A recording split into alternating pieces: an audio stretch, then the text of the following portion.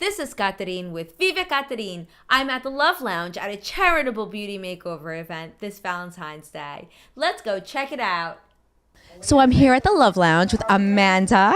How are you tonight? Doing good. Happy Valentine's Day. Happy Valentine's Day to you too. We are going to show you how to make a rosy tea drink utilizing some of Amanda's new concepts that she wants to show you so that you can then prepare this at home. So show us what you got, Amanda. Well, we have a little mixture here of strawberries, raspberries, and blackberries, and we're gonna put some of that in the bottom, and so you get some of the mixed juices there, and then add some ice to your drink. Okay, just a little bit. I'm gonna fill up the glass a little. Just because you want to make sure that you don't get too drunk, We're going to add some of the Sakiri vodka because it's amazing. Really good vodka here. And, we want to get a little drunk. It's Valentine's Day. You need to, make sure that there's some alcohol involved there. Okay, and then we're going to add a little bit of Chambord, which is, adds a little bit of, sweetness to it. Really good. There we go. Just a little bit. And some cranberry juice. There. Most of the drink. Some seltzer. Make sure it doesn't explode on you, which it did on me earlier. And then just to top it off, a little bit of Prosecco. And then we stir it up. And then you have a nice rosatini here. Well, I haven't tried it, so I definitely am going to try it. So my viewers at home, cheers and happy Valentine's Day. Happy Valentine's Day. Thanks, Amanda. You're welcome. Delicious. Delicioso. I'm here with Marcy Clark at the Love Lounge. How are you doing tonight? I'm doing great. I'm so pleased with how the event turned out. It's definitely excellent. It's a great cause, and I'm glad that I was a part of that. So thank you for inviting me here. Oh, you're very, very welcome. We were really thrilled to have VIVE Katerin. You do great coverage, you support great causes, and you have a wonderful message. Thank you very much. Tell me a little bit about what your role is. Well, I do two roles. So one is that I'm a publicist, and I'm the VP of Publicity for Yellow Sky Agency. We're a boutique branding and public relations firm, and we specialize in fashion, arts, and beauty, as well as home and interior design, and we love our jobs. And then I also have a social club called the Women's Mafia, and we work on events, often in the same realms, that support up-and-coming fashion designers, independent businesses, eco-friendly businesses, and causes that we believe in. Excellent. And when did you get involved in PR work? Actually, my first job in PR was almost 10 years ago in England, and I learned there. That was my first job. Is that where you lived? Yeah, I was living there after college, and I did a year of college there too, and it was a great experience, great to learn PR in England. They really do everything just so, right by the book. So that was really fun, and I learned, I would say became a very disciplined publicist. So how did you get to the Big Apple? Well, my sister had a possible job opportunity here, and I couldn't get my work permit renewed in England because I was too green. And so I thought, well, I'm not going home, even though I came from a lovely area of California. I was going to try another frontier, so I ended up moving to New York. Excellent. So what's your passion with PR? I mean, I know that you're an excellent publicist. Tell us a little bit about, how you are inspired and what's your passion like every day when you wake up in the morning and you're handling so many different events and there's so much going on. How do you maintain that balance? I would say the way that I approach PR is that it's more and more experiential. I think gone are the days when people care just about getting free stuff or just about, having a cocktail at some party. Who cares? You can buy your own drinks.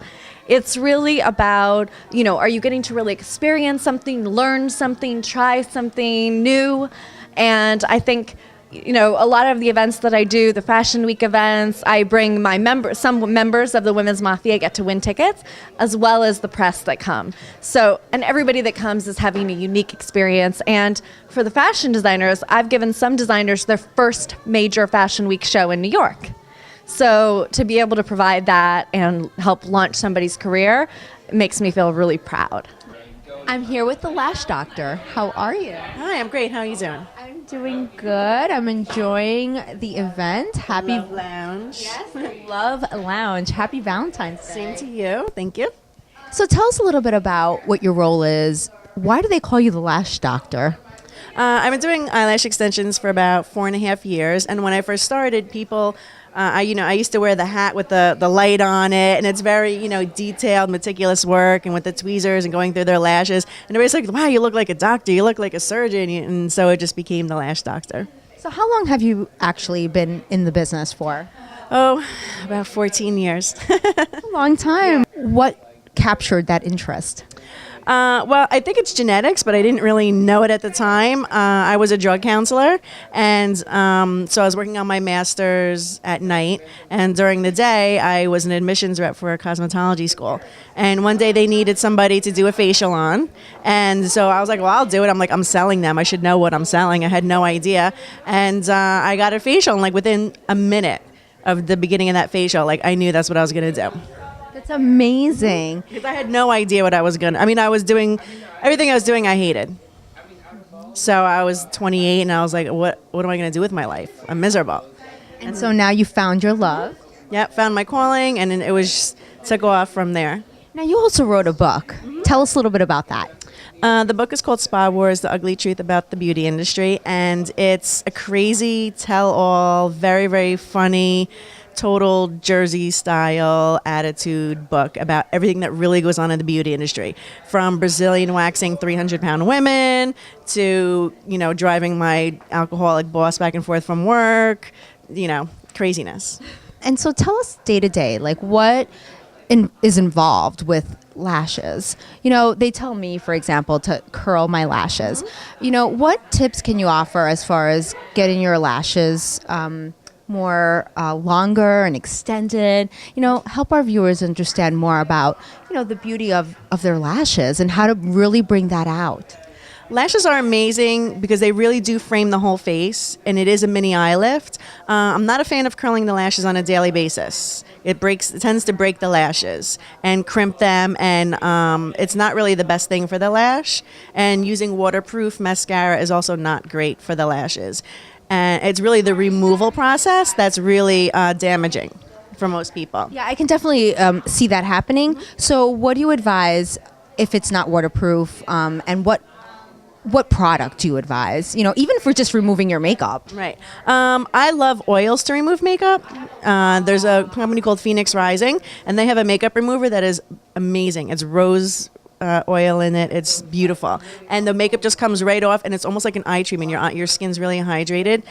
If you're using lash extensions, which I love lash extensions, obviously, because it solves all the problems. You don't have to remove any eye makeup. You don't have to use mascara. You don't have to curl them. You don't have to tint them or dye your lashes. It's already all done for you. And how often do you have to get that replaced? Between 2 and 4 weeks. And how long is the process? Because I'm very impatient sometimes. Well, it's not really bad. The first time is about an hour and 15 minutes, hour and a half, and then your touch-ups are about a half an hour.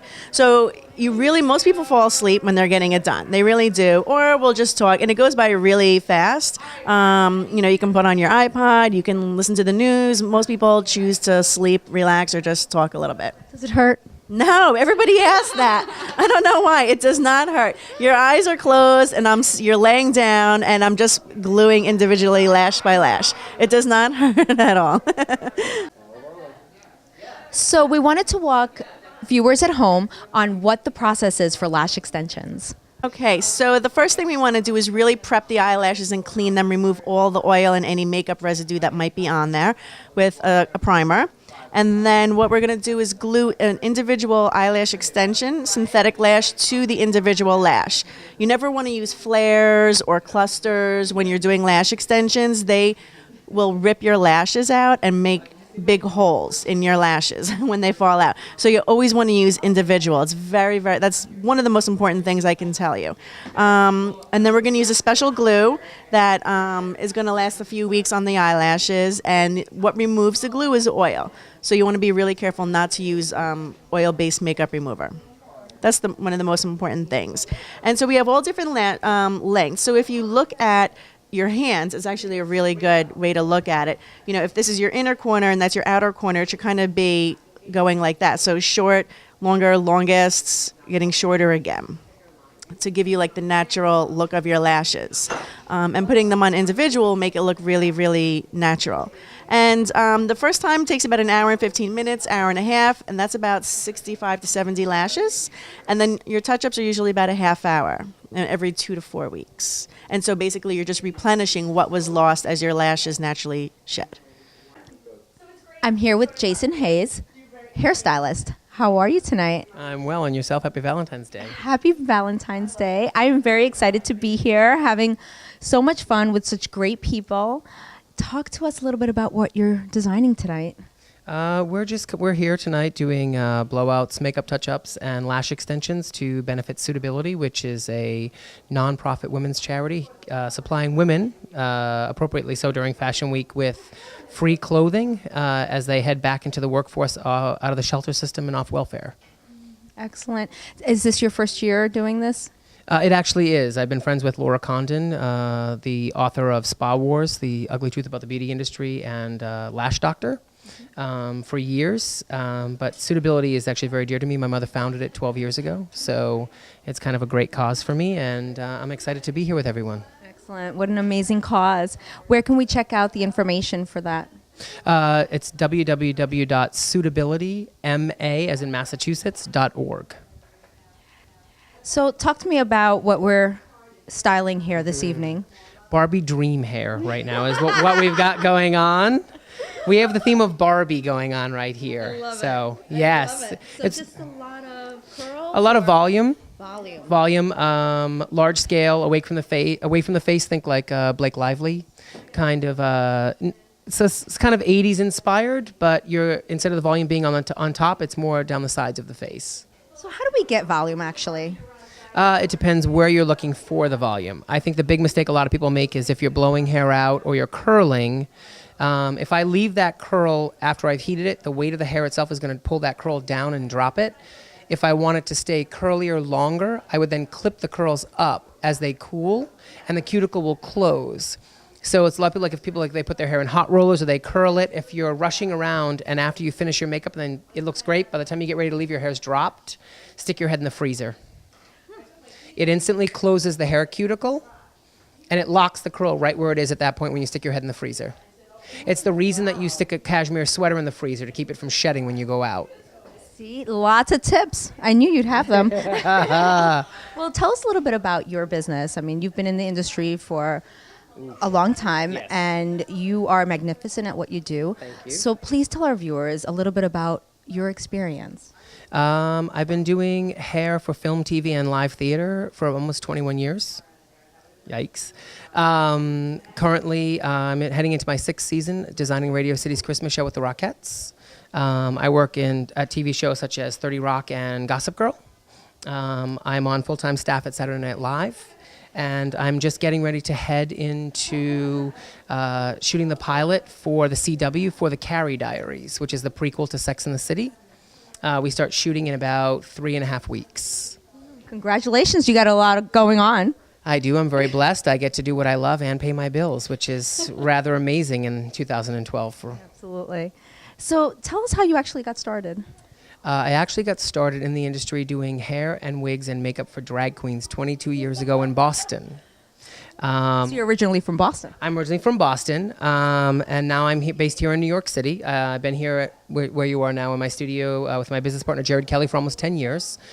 We build wigs for film, television, theater, and about 30 theaters across the United States. So how do you manage all of that?